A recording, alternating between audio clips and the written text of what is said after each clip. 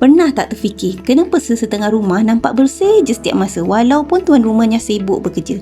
Sebenarnya bukan sebab mereka ada banyak masa, tapi sebab mereka ada tabiat harian yang konsisten. Rutin ini mungkin nampak remeh, tapi bila dibuat setiap hari, ia jadi rahsia utama rumah sentiasa kekal kemas, segar dan tenang. Pertama, kemas katil setiap pagi. Langkah pertama yang nampak kecil tapi memberi kesan besar pada mood dan suasana rumah. Orang yang rajin mengemas katil setiap pagi akan rasa lebih bersemangat memulakan hari. Katil yang kemas membuatkan bilik nampak teratur, memberi rasa puas dan menjadikan keseluruhan ruang lebih tenang. Kedua, tak biarkan baju bertimbun. Rahsia utama rumah sentiasa bersih adalah tak menangguh kerja kecil seperti membasuh baju. Mereka akan buat cucian secara berkala, mungkin setiap 2 hari atau setiap kali ada muatan kecil. Dengan cara ini, tak ada lagi timbunan baju kotor yang buat rumah nampak serabut atau berbau hapak.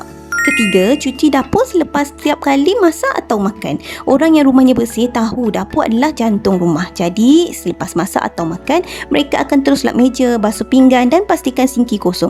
Bila dapur sentiasa kemas, serangga tak tertarik datang dan seluruh rumah pun terasa lebih segar. Keempat, lap permukaan setiap hari.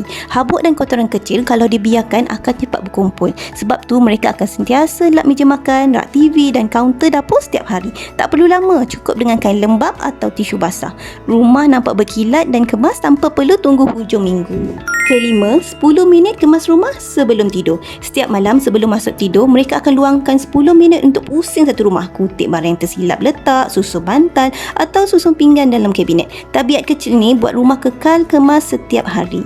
Keenam, simpan pencuci di setiap ruang rumah. Pencuci seberguna, tisu basah atau kain lap biasanya disimpan berhampiran tempat mudah kotor seperti dapur, bilik air atau ruang tamu. Bila ada kotoran kecil, mereka akan terus bersihkan tanpa perlu pergi jauh mencari alat pembersih. Hasilnya, kerja jadi spontan dan ringan. Ketujuh, amalkan one touch rule. Peraturan ini mudah tapi berkesan. Bila ambil sesuatu, terus letak di tempat asal selepas guna.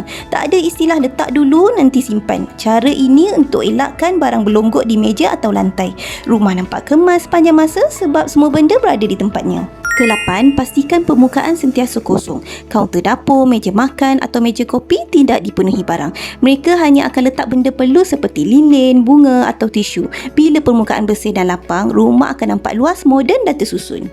9. Sapu atau vacuum setiap hari. Bukan sapu seluruh rumah pun, cukup kawasan utama seperti dapur, ruang tamu dan laluan masuk.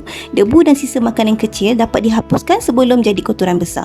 Hasilnya, lantai sentiasa bersih bila dipijak. 10. Bersih sambil buat.